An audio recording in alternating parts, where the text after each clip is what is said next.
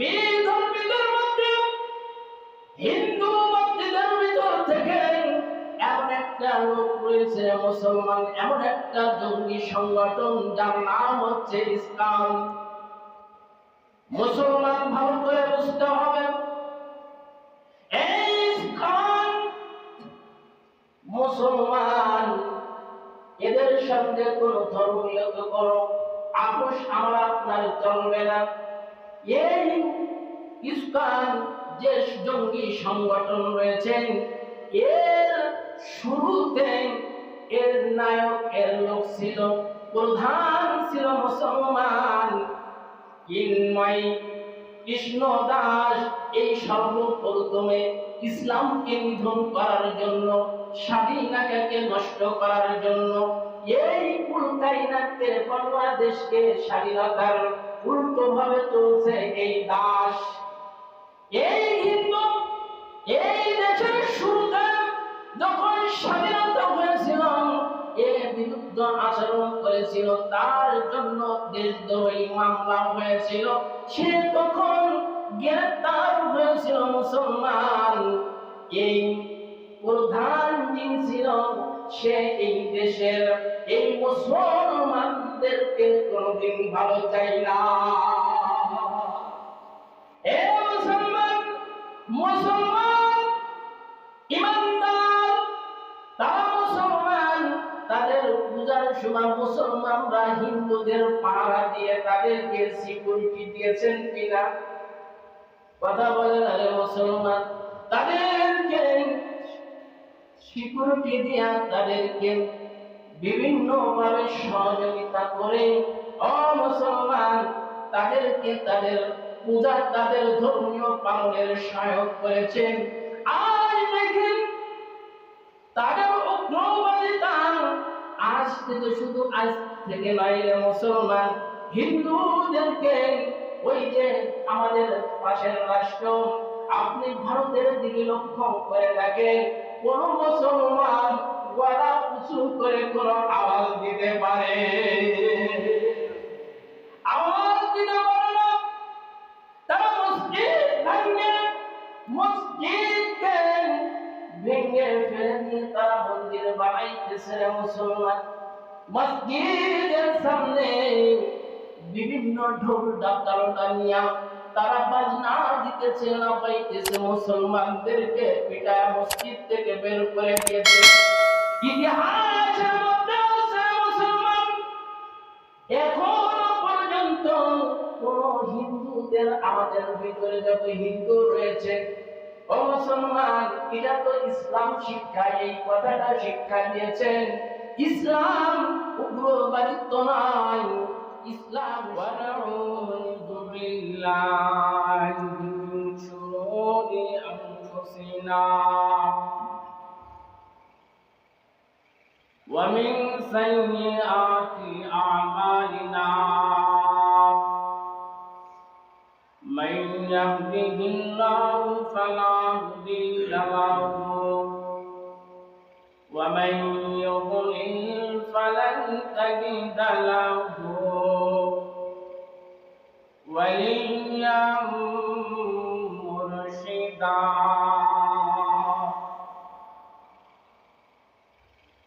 আম্মা বা'দু ফাআউযু বিল্লাহি মিনাশ শাইতানির রাজীম। বিসমিল্লাহির রাহমানির রাহিম। ইন্নামা জাযাউল্লাযীনা ইউহারিবুনাল্লাহা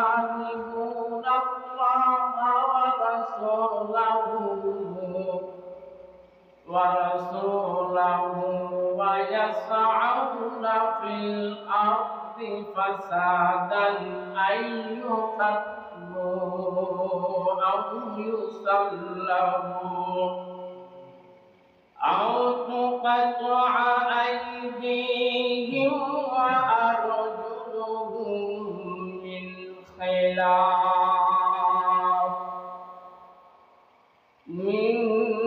خلاف أو ينفوا من الأرض ذلك لهم خزي في الدنيا ولهم في الآخرة عذاب عظيم.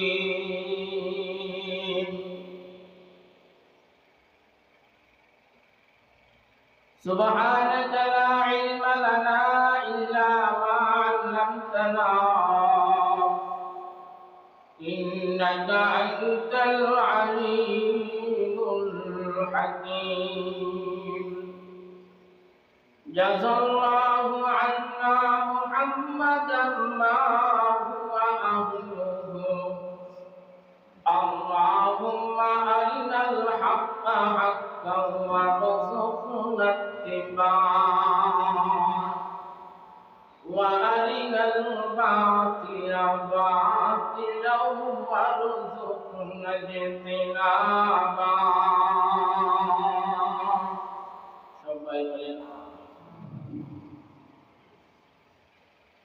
اللهم صل على محمد وعلى آل محمد كما صليت على إبراهيم وعلى آل إبراهيم إنك حميد مجيد. اللهم بارك على محمد وعلى آل محمد كما باركت على إبراهيم وعلى آل إبراهيم إنك حميد مجيد. মহান আল্লাহ পাক রব্বুল আলামিনের দরবারে অসংখ্য অগণিত নিয়ামতের শুকরিয়া জ্ঞাপন করছি যে মহান আল্লাহ সুবহানাহু ওয়া তাআলা আমাকে আপনাকে দুনিয়ার সকল প্রকার ঝামেলাতে মুক্ত করে আল্লাহ পাক রব্বুল আলামিনের ঘরে আল্লাহ সুবহানাহু ওয়া তাআলা আশীর্বাদে আনছেন। এজন্য মহান মালিকের দরবারে শুকরিয়া জ্ঞাপন করি আলহামদুলিল্লাহ। আল্লাহ পাক রব্বুল আলামিন আমাকে আপনাকে তার ঘরে আনছে। আমরা খুশি না বেজার? খুশি। এজন্য খুশি যে মালিক আমাকে আপনাকে আপন ভেবে আপন মনে করে দয়া করে মায়া করে মেহেরবানি করে আল্লাহ পাক রব্বুল আলামিনের ঘরে আল্লাহ পাক রব্বুল আলামিন আগে ভাগে নাও আনতে পারতেন। মালিক আমাদেরকে আগে ভাগে আনছেন এজন্য খুশি যে গুনাহের আসবাব থেকে মাওয়াত করে আল্লাহ নেকির কামের মধ্যে আমাদেরকে ঢুকায়া দিয়েছে। হয়তো আমি মসজিদের বাইরে যদি থাকতাম তাহলে গুনাহের বিভিন্ন আমলার ভিতরে আমি লিপ্ত হয়ে যেতাম, বিকৃত হয়ে যেতাম। গুনার মজা আস্বাদন আমি নিতে থাকতাম। মালিক তার থেকে ফাঁক করে বিরাট করে মায়া করে দয়া করে আগে ভাগে মসজিদে আনছেন। এটা উপকার কার হয়েছে? আমার না আমার আল্লাহ। আমার আপনার নিজের উপকার হয়েছে। আল্লাহ আমাদেরকে উপকার করবেন বিদায় বান্দাকে কবুল করবেন বিধায় মালিক আমাকে আপনাকে আগে ভাগে মসজিদে আনছেন। এই এতটুকু নিয়ামতের শুকরিয়া যদি কিয়ামত পর্যন্ত যদি আদায় করতে থাকেন তাহলে মালিকের নিয়ামতের শুকরিয়া আদায় করে উম্মাহ শেষ করতে পারা যাবে না। মনে করেন আল্লাহর প্রশংসা, একটা নেকির কাম আপনি করেছেন, এই নেকির কামের নিয়ামতের শুকরিয়া আদায় করবেন। এই নিয়ামতের শুকরিয়া আদায় করতে করতে আপনি বুড়া হয়ে যাবেন, আপনার হায়াত শেষ হয়ে যাবে। আবার আল্লাহ পাক রব্বুল আলামিন নতুন করে আপনার নতুনত্ব দান করে দিল, তারপর মালিকের নিয়ামতের শুকরিয়া আদায় করবেন, তারপর শেষ করা সম্ভব হবে না। উম্মত বোঝে না, তাই করে না। এজন্য মালিক আমাকে আপনাকে যে সুযোগ দান করেছেন, একটা নিয়ামতের শুকরিয়া বান্দা করে না। দেখেন, বান্দা গুনাহ করতে ভালোবাসে। আমি দুনিয়াতে যা কিছু করব না কেন, সমস্ত কিছু আমারই জন্য আমি করি, আমার উপকার। আল্লাহ যদি কোনো বান্দা যদি এক ওয়াক্ত নামাজ না পড়ে, আমার আল্লাহর কোনো ক্ষতি নাই। আর বান্দা যদি সব আল্লাহর আবেদ হয়ে যায়, তারপরও আমার মালিকের কোনো লাভ নাই। লস এবং লাভ কার? আমার আর আপনার, আমার আর আপনার। যে কথা বলতে চাচ্ছিলাম, দুনিয়ার সব বৃক্ষ যদি আপনি কলম আকারে কেটে যদি কলম বানান, দুনিয়ার যত পানি রয়েছে সমস্ত পানি যদি কালি বানান, তাহলে এই কলম আর পানি দিয়ে যদি আপনি মালিকের প্রশংসা, মালিকের শুকরিয়া যদি লিখতে থাকেন, তারপরে এই কলম কালি ফুরিয়ে যাবে, আবার দ্বিগুণের থেকে দ্বিগুণ বাড়ায় দেবেন, আবার লেখা শুরু করবেন মালিকের প্রশংসা, মালিকের বরত্ব করে আপনি শেষ করতে পারবেন না। قل لو كان البحر مدادا لكلمات ربي لنفد البحر قبل أن تنفد كلمات।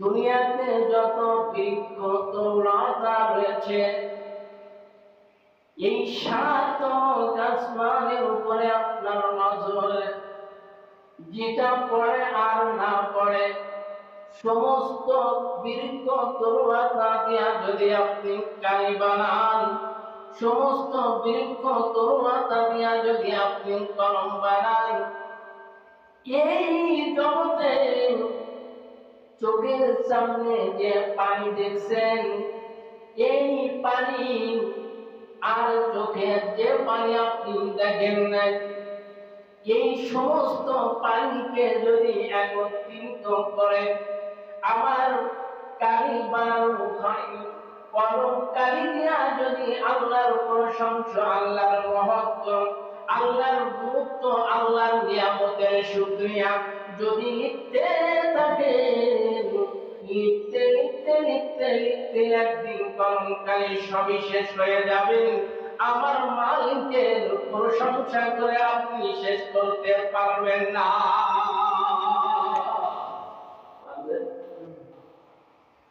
এজন্য মুসলমান, আল্লাহ পাক রব্বুল আলামিনের যে নিজামটা, আইনটা কত বড়, কত দয়ালু। বান্দা ঘুমায়া থাকে, আমার আল্লাহর রহমতের কুদরতি নজর দিয়া বান্দাকে হিফাজত করে। কথা ঠিক না? আমার আল্লাহ কি ঘুম আছে নাকি? আয়তাল কুরসি বুঝতে আছে না? ওই আয়াত পড়ে লাগবে, ঘুম আছে কিনা ব্যাখ্যা দেখ। বান্দা যখন ঘুমিয়ে যান, এই ঘুমটা যখন ঘুমিয়ে গেলেন, ঘুমের ভিতরে যখন আপনি দোয়া করেন, মারা গেলেন, ঘুমিয়ে গেলেন, এই রূহটা আপনার ঘরে গরম দেয়। আপনি মুরব্বী ঘুমিয়ে রয়েছেন, সন্তান যারা ডাকতেছে, আব্বা যান ফজরের আজান হয়েছে, মুসলমান ডাক্তার বাবা ডাকের সাড়া দেয় না। কয়েকবার ডাকতে তারা দিতে দিতে না দিতে দিতে হাউমাউ দিয়ে ওঠে, কথা ঠিক কিনা? ডাকের সঙ্গে রুহের সঙ্গে একটা রুহের সঙ্গে সম্পর্ক রয়েছে। আপনি ঘুমিয়ে আছেন, আপনার ভিতরে মালিকের রূহ, যে হুকুমটা রয়েছে, মালিকের কুদরতি নজরে আপনাকে লালন করে যাইতেছে। আপনি তো ঘুমিয়ে আছেন, কত ডাকতেছে, সন্তানে আপনার ডাকের কোনো সাড়া নাই। আছে নাকি? ডাকতে ডাকতে সন্তান ক্লান্ত হয়ে যায়, এর উপরে পিতা ঘুম থেকে উঠতে পারে কিনা। ওরে রুহু, আপনার ঘর থেকে বের হইয়া কত জায়গায় বিচার করলে মুসলমান, আপনার জানায় যখন ডাকের সঙ্গে মালিকের কুদরতি নজর থেকে যখন হুকুম হয়ে যাবে, ঘুম অবস্থায় ওই রূহটা মালিকের দরবারে হাজিরা দেওয়া হয়েছে। যদি মালিক হায়াতকে যদি কর্তন করে দেয়, সাকে ছোট করে দেয়, সঙ্গে সঙ্গে আপনার ভিতরে সন্তানের ডাকার আওয়াজ যায় না। যায় নাকি রে মুসলমান? মুসলমানের কোন সচ্চার হওয়া দরকার। মুসলমান এখনো যদি আপনি সচ্চার না হন, আপনার ঈমান লয়া যাবে, আপনার আমল নিয়ে যাবে। আপনাকে সজাগ করার জন্য বিধর্মীরা লেগে রয়েছে। আমার আপনার ঈমানকে মাপার জন্য তারা বিভিন্ন সময় আমাকে আপনাকে তারা একটু নাড়ায়া দেখে, আঘাত করে দেখে, মুসলমান নয় কিনা, মুসলমান আওয়াজ দেয় কিনা। ও মুসলমান, যদি মুসলমান ভাইকে যদি কেউ আঘাত করে, একজন মুসলমানের ভিতরে যদি ইমানি তামান্না যদি না থাকে, ইমানি পাওয়ার যদি না থাকে, ইমানে বলে বলিয়ান যদি না হয়ে থাকে, ওই মুসলমান ভাইকে কতল করে দিবে, জবাই করে দিবে।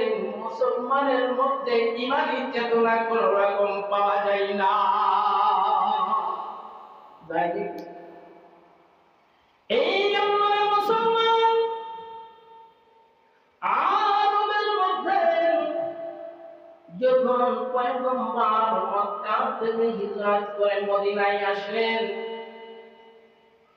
সেই সময় ইহুদিরা বসবাস করত, মুসলমানেরাও বসবাস করত কিনা?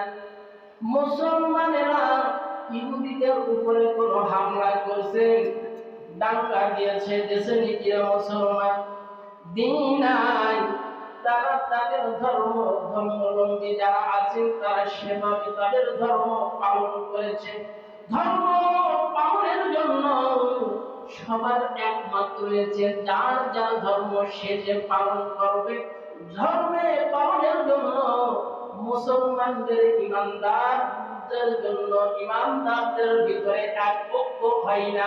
ঐক্য হয় ওই সময় যখন মুসলমান দেশকে বাঁচানোর জন্য এই দেশে মক্কা মদিনায় যদি মুসলমান, কাফের, ইহুদি আর মুসলমানরা দুই গ্রুপ বসবাস করতেছেন, এই মদিনার কে ঠেকানোর জন্য, বাঁচানোর জন্য অন্য কোন রাষ্ট্র যদি ওই মদিনার উপরে যদি আঘাত করতে আসে, দেশের ভূমধ্যকে যদি নষ্ট করতে চায়, তাহলে এই কাফির আর মুসলমান এক হইয়া তাদের সঙ্গে লড়ার কথা তাফসীরের মধ্যে এসেছে। দেশের জন্য, দেশকে রক্ষার জন্য মুসলমান এই কাফির এবং মুসলমান এক হয়ে দেশের ভূমধ্যকে ঠিক রাখতে হবে। দেশের ইজ্জত সম্মান আবরুকে, দেশের স্বাধীনতাকে ও মুসলমান ঠিক রাখার জন্য হাদিসের মধ্যে আছেন, মুফাসসিরিনে কেরামরা বলেছেন, আমাদের করণীয় মুসলমান এবং বিধর্মীদের মত একটাই হবে, যখন দেশ নিয়ে লড়তে হবে, যখন দেশ নিয়ে লড়তে হবে রে মুসলমান, তখন দুই বেদিন আর মুসলমান এক হইয়া দেশের জন্য আপোষ করা সম্ভব হবে না। মুসলমান বিধর্মীদের মধ্যে, হিন্দু মতদের ভিতর থেকে এমন একটা লোক রয়েছে মুসলমান, এমন একটা জঙ্গি সংগঠন যার নাম হচ্ছে ইসলাম। মুসলমান ভালো করে বুঝতে হবে, এই ইসলাম মুসলমান, এদের সঙ্গে কোন ধর্মীয় কোনো আপোষ আমার আপনার চলবে না। এই ইসলাম যে জঙ্গি সংগঠন রয়েছেন, এর শুরুতে এর নায়ক, এর লোক ছিল, প্রধান ছিল মুসলমান চিন্ময় কৃষ্ণ দাস। এই সর্বপ্রথমে ইসলামকে নিধন করার জন্য, স্বাধীনতাকে নষ্ট করার জন্য, এই কুলকাইনাকে বাংলাদেশকে স্বাধীনতার উল্টো ভাবে চলছে এই দাস।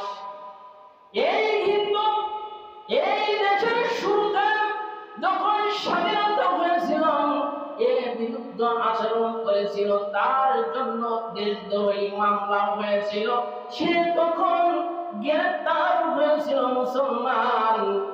এই প্রধান যিনি ছিল, সে এই দেশের এই মুসলমানদেরকে কোনদিন ভালো চাই না। মুসলমান ইমানদার, তারা মুসলমান, তাদের পূজার সময় মুসলমানরা হিন্দুদের পাহারা দিয়ে তাদেরকে সিকিউরিটি দিয়েছেন কিনা? কথা বলেন আরে মুসলমান, তাদেরকে সিকিউরিটি দিয়া তাদেরকে বিভিন্ন ভাবে সহযোগিতা করে মুসলমান তাদেরকে তাদের পূজা, তাদের ধর্মীয় পালনের সহায়ক করেছেন। আজ দেখেন তাদের উগ্রবাদিতা আজ থেকে, শুধু আজ থেকে নয় রে মুসলমান, হিন্দুদেরকে, ওই যে আমাদের পাশের রাষ্ট্র, আপনি ভারতের দিকে লক্ষ্য করে দেখেন, কোন মুসলমান গলা উঁচু করে কোন আওয়াজ দিতে পারে? আওয়াজ দিতে পারে না। তারা মসজিদ মসজিদকে ভেঙে ফেলে দিয়ে তারা মন্দির বানাইতেছে মুসলমান। মসজিদের সামনে বিভিন্ন ঢোল ডাক্তারটা নিয়ে তারা বাজনা দিতেছে, না পাইতেছে, মুসলমানদেরকে পিটায় মসজিদ থেকে বের করে দিয়েছে। ইতিহাসের মধ্যে আছে মুসলমান এখনো পর্যন্ত কোন হিন্দুদের, আমাদের ভিতরে যত হিন্দু রয়েছে, ও মুসলমান, এটা তো ইসলাম শিক্ষা, এই কথাটা শিক্ষা দিয়েছেন। ইসলাম উগ্রবাদিত্ব নয়, ইসলাম সমৃদ্ধবাদিত্ব নাই, ইসলাম স্বৈরাচার পছন্দ করে না, ইসলাম স্বৈরাচারদেরকে কোনো সমর্থন দেয় না। মুসলমান ভালো করে বুঝতে হবে, আমার আপনার মধ্যে ৯৯ মুসলমান এই দেশে হিন্দুদেরকে কিভাবে সুন্দরভাবে তাদের দাদা বাবুদের সঙ্গে আমার আপনার কি সম্পর্ক, তাদেরকে সিকিউরিটি দেওয়া লাগে না, তারা নিশ্চিত চায় নিজের মতন সুন্দরভাবে চলাফেরা করে কি করে না। দেখেন কোন মুসলমান কোন হিন্দুর জমি ফাঁকি দিয়ে খাইছেন, এরকম নজির আমার পাওয়া যায়? কোন নজির পাওয়া যাবে না। কোন হিন্দুকে কোন মুসলমান বদল করে দিয়েছেন এই দুনিয়াতে, এই বাংলার ভিতরে আপনি খুঁজে পাবেন না রে মুসলমান। দেখেন ইসলাম, এই যে আপনার উগ্রবাদিত্ব জঙ্গিবাদ, এমন ভাবে একজন আদালতের ভিতরে একজন বিচার, যিনি কি করছেন, ইসলামের জন্য একজন মুসলমানের পক্ষ নিয়ে কথোপকথন করেছেন, আর কি করেছে মুসলমান, এমন ভাবে দুনিয়া সত্য, যেরকম আসমান জমিন সত্য, সূর্য সত্য, দিন রাত সত্য, একজন এক বুকেটকে তারা কি করছেন, জবাই করে দিয়েছেন। এ মুসলমান, নিজের ঈমানকে বিকৃত করা যাবে না। এই দুনিয়াতে কিছু লোক আছে ইসলামের দালাল, কথা ঠিক কিনা? একটা জিনিস সহযোগিতা যিনি অন্যায় করেন, আর অন্যায় যে সহযোগিতা করে ওই দালালের কারণে এই কুলকায়নাতের মধ্যে এই বাংলাদেশের সমস্ত স্তরের ক্ষতি ডেকে আনছে ওই দালালের কারণে। কথা ঠিক কিনা? আপনার বাড়ি চুরি হবে, আপনার বাড়ি ছিনতাই হবে, দালাল যদি বলে না যায়, সহযোগিতা না করে, ওই যিনি আপনাকে আক্রমণ করবেন ওই বাড়ি আপনাকে আক্রমণ করতে পারে না। এই ইসলাম, এই উগ্রবাদী দল কিভাবে বুকেটকে জমাই করে দিল। মুসলমান এখনো পর্যন্ত বসে থাকলে চলবে না। পয়গম্বর পাঠায়, চিঠি পাঠায়, ভারত থেকে চিঠি পাঠাইতেছে, মুসলমান হিন্দুদেরকে নিরাপত্তা দিতেছে। ও মুসলমান, আমাদের মুসলমান মুসলিম জাতিতে মুসলমান ভাইদেরকে হিন্দুরা যেভাবে অত্যাচার করে ভারতে তাদের নিধন করে দিতেছে, মসজিদ গুলো ইবাদতগাহ গুলো নিধন করে দিতেছে। একজন মুসলমান লাড্ডু খাওয়ার জন্য, উল্লু খাওয়ার জন্য, পায়খানা খাওয়ার জন্য তাদের পিছে পিছে ঘুরাম, এই ঈমান আমল ইসলামকে তারা নিধন করে দেয়। কথা ঠিক কিনা? সূরা মাইদার মধ্যে 33 নম্বর আয়াত, আমি যে আয়াতে কারিমা আমি আপনাদের সম্মুখে বলছি, আমার আল্লাহ বলতেছেন, ইন্নামা জাযাউল্লাযীনা ইউহারিবুনাল্লাহ ওয়া রাসূলাহু, যারা যুদ্ধ ঘোষণা করে, যারা বিদ্রোহ করে, যারা যুদ্ধ করে আল্লাহ এবং আল্লাহ রাসূলের বিরুদ্ধে, যারা যুদ্ধ ঘোষণা করে, যারা যুদ্ধ করে ইসলামকে মিটায় দিতে চায়, এই বাংলাদেশকে রাখতে চাই না, বাংলাদেশের মৃত্যুকে উঠায় দিতে চাই, এই ইসলাম এবং উগ্রবাদিত্ব তারা মুসলমানকে রাখতে চাই না। মুসলমান ভালো করে কাজ করা রাখতে হবে। ইমাম মিয়া গাজায় প্রায় চলে আসতো রে মুসলমান, সন্তান ঘরে থাকে না, সন্তান ঘরে রাখার সময় আসে না রে মুসলমান, শুধু নামাজ পড়ে গেলাম, মুসলমান ইসলাম দুর্বৃত্ত হয়ে গেল, বিলুপ্ত হয়ে গেল। আমার আপনার এই নামাজ আমল দিয়া আল্লাহ পাক রব্বুল আলামিনের কাছে পার পাওয়া যাবে না, যাবে না। এই আয়াতের অর্থ বুঝতে গেলে শানে নুজুল রয়েছে মুসলমান। মদিনার মধ্যে বাহরাইন থেকে এক যুবক,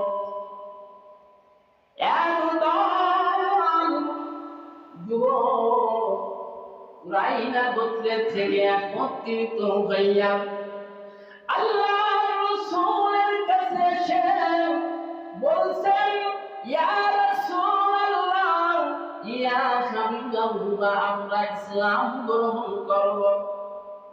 একদল মুসলমান, ও মুসলমান, কাদেরকে আপনি জঙ্গিবাদ বলবেন, কাদেরকে আপনি সন্ত্রাসীবাদ বলবেন?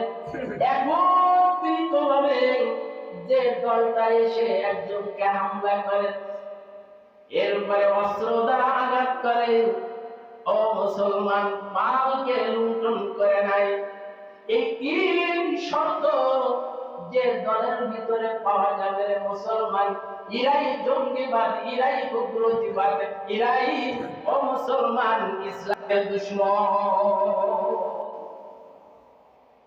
আল্লাহর রাসূল সাল্লাল্লাহু আলাইহি ওয়াসাল্লাম কাছে এসে বললেন, ইয়া রাসূলুল্লাহ, ইয়া হাবিবাল্লাহ, আমরা ইসলাম গ্রহণ করব, আমরা ইসলাম গ্রহণ করার জন্য বাহরাইন থেকে আমি আপনার কাছে আছি পয়গম্বরের হাতে হাত দিয়া কালিমা পড়ে মুসলমান হয়ে যা।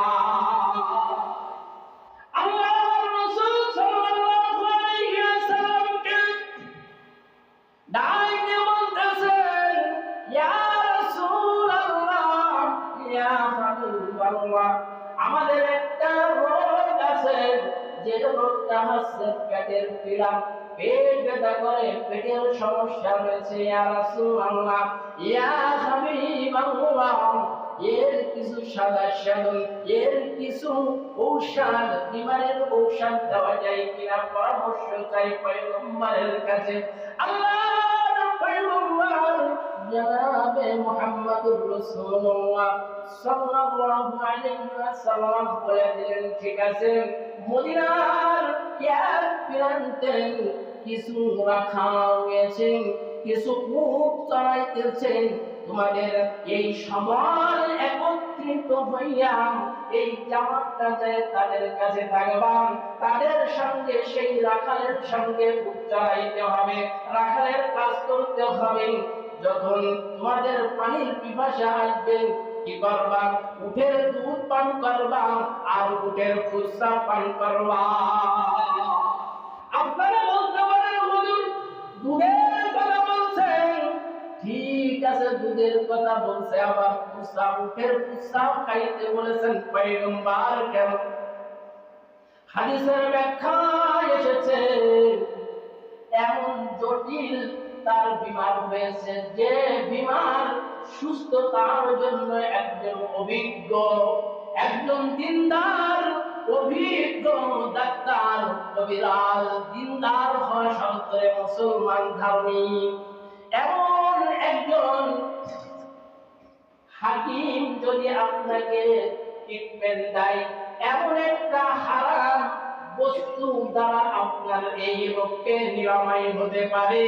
হাদিসের মধ্যে আছেন, মুফাসসিরিন ইকরামরা বলেছেন, ওই হারাম বস্তু ওই সময় পর্যন্ত একটা ঔষধ বানিয়ে দিল, সেই ঔষধ পর্যন্ত খাইলে খাওয়া পর্যন্ত খাইতে শরীয়তে হুকুম দিয়েছেন। এইভাবে আপনারা কি করতে পারেন? ওই যে দল এসেছিল তারা প্রস্রাব খেয়েছে, দুধ খেয়েছেন, এই উরাইনা গোত্রের এই জামাতটা কি করলো মুসলমান? ওইভাবে কয়েকদিন যেতে যেতে যেতে যেতে মুসলমান কি করলো? পেটের রোগ ঠিক হয়ে গেল। এমন একটা পর্যায়ে এই উরাইনা গোত্র যারা পয়গম্বরের কাছে এসে মুসলমান হয়েছেন, তারা কি করলো? ও মুসলমান, লক্ষ্য করে দেখে, তারা ওই যে রাখাল রয়েছে, রাখালকে কি করে?